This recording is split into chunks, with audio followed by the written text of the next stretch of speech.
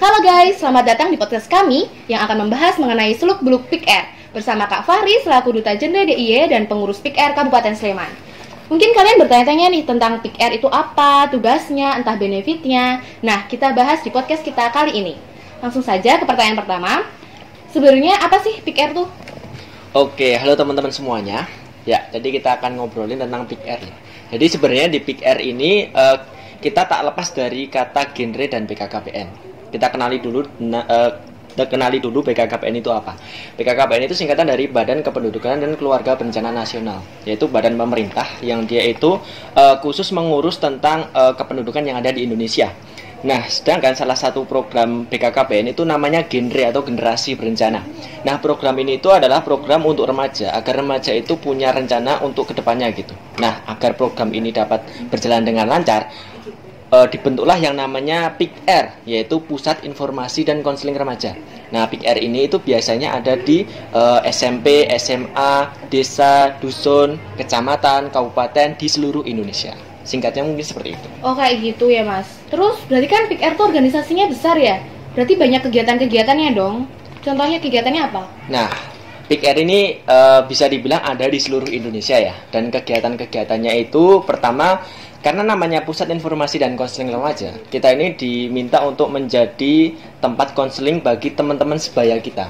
Kita tahu nih kayak teman-teman yang seumuran kita kan mereka kadang pengen cerita nih. Nah, kalau mereka asal cerita itu kadang ceritanya diumbar-umbar gitu. Jadi mereka agak jadi tekanan tersendiri gitu. Nah, oleh karena itu PIK-R ini adalah wadah bagi remaja itu untuk cerita atau untuk konseling. Jadi harapannya ketika ada remaja itu cerita melalui PIK-R, itu remaja itu dapat menemukan solusi atau menyelesaikan 50% dari permasalahannya tersebut. Selain itu juga ada kegiatan-kegiatan yang biasanya diinisiatifi dari masing-masing organisasi PIK-R. Nah, kegiatannya itu beda-beda. Ada yang mungkin kegiatan pelatihan atau mungkin kegiatan-kegiatan yang notabene itu intinya agar remaja-remaja ini bisa berkegiatan positif di PIK-R ini gitu. Gitu. Terus manfaat kegiatan PIK-R bagi orang di sekitar kita tuh sebenarnya itu apa sih mas? Oke, kalau manfaatnya sebenarnya sangat banyak ya. Karena PIK-R ini kan untuk remaja. Nah, dan kita tahu karakteristik remaja. Remaja itu biasanya itu masa dimana kita itu baru menggebu-gebu gitu. Jadi kalau kita nggak ngelakuin apa-apa, jadi kayak ada yang terpendam gitu. Nah, makanya karena remaja ini perlu kegiatan, dibentuklah PIK-R yang berfungsi itu untuk membuat remaja itu berkegiatan positif. Karena misal sebagai contoh ketika siswa pulang sekolah, kalau dia nggak ada kegiatan, dia kan biasanya langsung nongkrong-nongkrong, alhasil dia mungkin tergoda untuk melakukan kegiatan negatif gitu. Nah, makanya dengan PIK-R ini itu bertujuan untuk remaja biar ada kegiatan positif selama hidupnya. Nah, ketika dia punya kegiatan positif, dia terhindar dari kegiatan negatif. Terus juga kita diajak untuk merencanakan kehidupan kita di masa yang akan datang tuh harus ngapain gitu. Oh gitu. Terus kalau PIK-R tuh punya tugas pokok nggak sih yang harus dilakuin gitu? Oke, tugas pokoknya yang utama nih. Kalau yang utama itu sebenarnya simpel. Kita mengajak remaja itu mengembangkan potensi dalam dirinya. Jadi setiap remaja itu sebenarnya punya potensinya masing-masing ya. Nah, tapi setiap remaja itu juga nggak tahu potensi dia itu apa. Nah, dengan ikut PIK-R kita jadi tahu nih dia itu potensinya apa yang bisa dikembangkan gitu. Terus yang kedua, kita sebagai wadah remaja untuk bercerita, wadah remaja untuk menyampaikan keluh kesahnya gitu, agar mereka pun juga punya tempat yang baik untuk lingkungannya, yang baik untuk menyelesaikan segala masalah yang mereka hadapi. Gitu. Kalau pelajaran atau pengalaman apa saja sih yang kita dapetin kalau kita ikut PIK-R ini? Oke, kalau pengalamannya sebenarnya cukup banyak ya, karena di PIK-R ini kan sebenarnya kan runtutannya banyak banget. Kalau misal kita ikut PIK-R di sekolah ya, di SMA misal. Nah, biasanya di PIK-R kayak kecamatan, terus kabupaten itu juga ngadain kegiatan-kegiatan yang serupa gitu.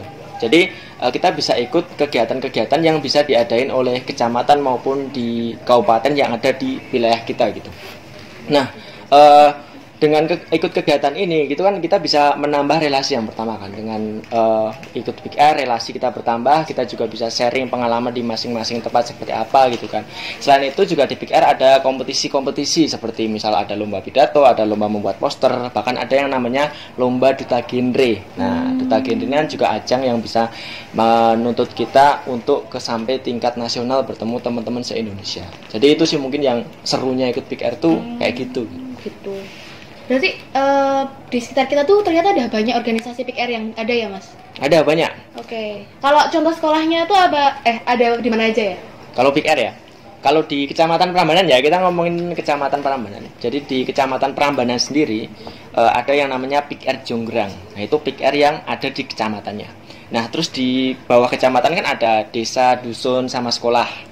Nah, itu juga ada PIK-R SMP Negeri 1 Prambanan, terus juga PIK-R SMP Negeri 2 Prambanan. Ada juga PIK-R SMA Muhammadiyah 1 Prambanan. Terus ada PIK-R desa gitu, kayak misal Desa Gayam, itu ada PIK-R-nya juga. Nah, terus juga ada Sengir di Rumah Teletabis, itu juga ada PIK-R. Jadi udah lumayan banyak PIK-R yang ada di Kecamatan Prambanan. Itu baru Kecamatan Prambanan ya. Nah, di Kabupaten Sleman di Indonesia itu juga masih banyak lagi. Itu udah banyak banget ya, Mas. Terus kalau boleh tahu, PIK-R ini kan mau diadain di sekolah kan, Mas, ini. Terus kalau PIK-R sendiri tuh organisasi resmi dari sekolah atau gimana ya, Mas? Atau sama kedudukannya? Kalau di sekolah kan biasanya ada organisasi OSIS. Itu kedudukannya tuh bisa disamakan setara di bawahnya atau mungkin di atasnya? Oke. Kalau status PIK-R di sekolah ini biasanya tergantung dari masing-masing kebijakan sekolah itu gitu kan. Nah, karena PIK-R kan berhubungan dengan konseling ya. Nah, biasanya PIK-R ini itu dibina atau diurus oleh BK gitu, bimbingan konseling. Nah, di bagian BK ini biasanya PIK-R bakalan dibimbing tugasnya apa, terus kegiatannya bakalan apa gitu. Kalau untuk tingkatannya sendiri itu biasanya PIK-R ini di bawah OSIS. Jadi OSIS ini biasanya kayak punya proker di bagian apa gitu. Nah, PIK-R ini sebagai tempat untuk melaksanakan prokernya gitu, misal kayak proker konseling ataupun proker untuk menyelesaikan masalah mahasiswa gitu. Tapi juga ada juga sekolah itu yang PIK-R itu ya sama rata dengan ekskul ataupun organisasi yang lain gitu. Jadi tergantung dari masing-masing sekolahnya. Gitu. Misalnya organisasinya tuh ada yang organisasi pusatnya nggak sih? Kayak misalnya PIK-R, organisasi PIK-R pusat se-Sleman gitu. Kalau di OSIS itu kan ada organisasi pusatnya itu kan FKPO.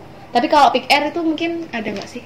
Nah, kalau PIK-R ini juga ada. Kalau di PIK-R itu kayak yang aku sampaikan tadi, kalau kita di Kecamatan Prambanan itu organisasi pusat di Kecamatan Prambanannya itu ada namanya PIK-R Jonggrang. Nah, terus naik lagi di tingkat kabupaten. Di tingkat kabupaten itu ada organisasi PIK-R-nya juga. Tapi kalau udah masuk di tingkat kabupaten, biasanya namanya bukan PIK-R lagi, tapi Forum Genre. Forum Genre Kabupaten Sleman. Nah, itu terdiri dari perwakilan dari masing-masing PIK-R yang ada di Kabupaten Sleman. Berkumpul di kabupaten namanya Forum Genre Kabupaten Sleman. Terus naik lagi nih di tingkat provinsi. Nah, di tingkat provinsi namanya Forum Genre Daerah Istimewa Yogyakarta untuk Provinsi DIY. Nah, itu kumpulan dari masing-masing Forum Genre Kabupaten se-DIY. Terus ada lagi forum-forum PIK-R se-Indonesia. Nah, itu tingkatannya sampai ke nasional. Berarti tingkatannya banyak juga ya. Yeah. Terus kalau asal-muasalnya PIK-R tuh dibentuknya tuh kayak misalnya visi misi tujuan awal dibentuknya PIK-R tuh gimana sih, Mas? Apa gitu? Oke, jadi PIK-R ya. Nah, kita masuk lagi ke masalah remaja. Sebenarnya kalau kita mendengar remaja itu masalahnya sangat kompleks dan sangat banyak.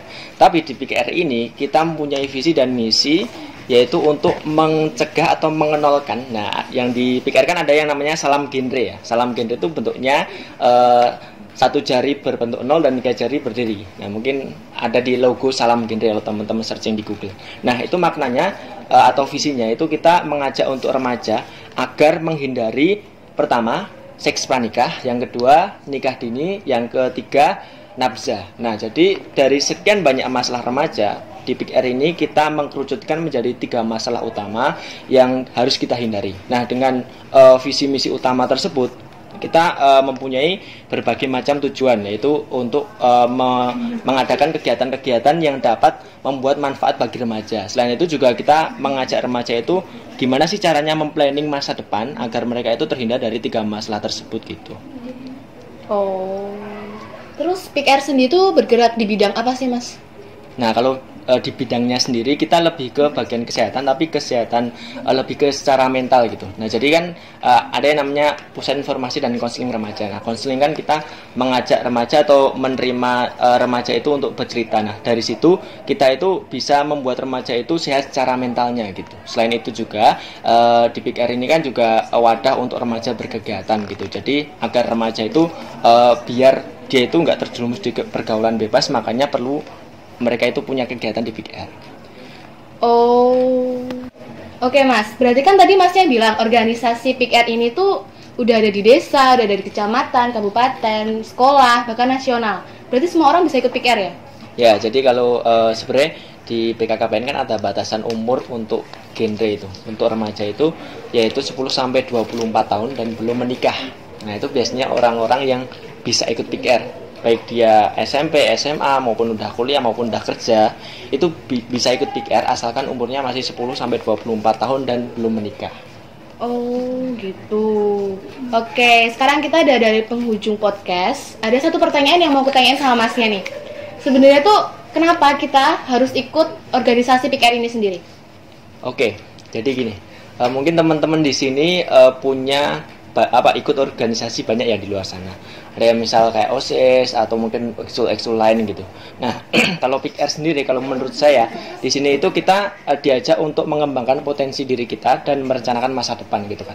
Jarang kan mungkin kita ikut organisasi-organisasi di luar Big R yang kita itu diajak untuk mikir masa depan gitu. Karena rata-rata organisasi yang mungkin kita ikut itu terfokus hanya melaksanakan kegiatan atau program kerja saja gitu. Nah, di Big R ini kita bakalan dididik atau dikembangkan potensi kita itu apa. Dan juga kita bakalan diajarin gimana sih cara merencanakan masa depan agar masa depan kita itu punya rencana gitu, nggak asal menjalani gitu. Nah, di sini kita akan mendapatkan itu. Selain itu juga lingkungan di Big R ini juga sudah benar-benar terjamin baik gitu kan, karena Big R sendiri kan kita di bawah naungan BKKBN dan juga kita adalah program generasi berencana gitu. Makanya di sini kita bisa menyibukkan diri kita agar berkegiatan positif gitu, sehingga diri kita pun tidak terhindar dari kegiatan-kegiatan yang mungkin dirasa enak tapi itu negatif gitu.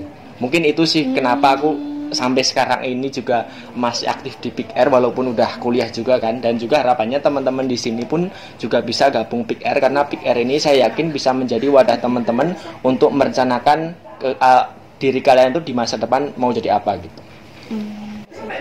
Nah teman-teman, ternyata banyak juga ya manfaat yang kita dapat kalau kita masuk organisasi Big R ini. Keren juga loh kalau kita bisa masuk dan ikut berkontribusi di organisasi ini. Kalau menurut kalian gimana nih? Mau ikut organisasi Big R? Kalau aku sih mau banget. Lumayan kan sekalian buat ngelatih public speaking juga. Yuk sibukkan diri kalian dengan hal-hal yang positif. Demikian podcast dari kami, semoga bermanfaat. Salam genre.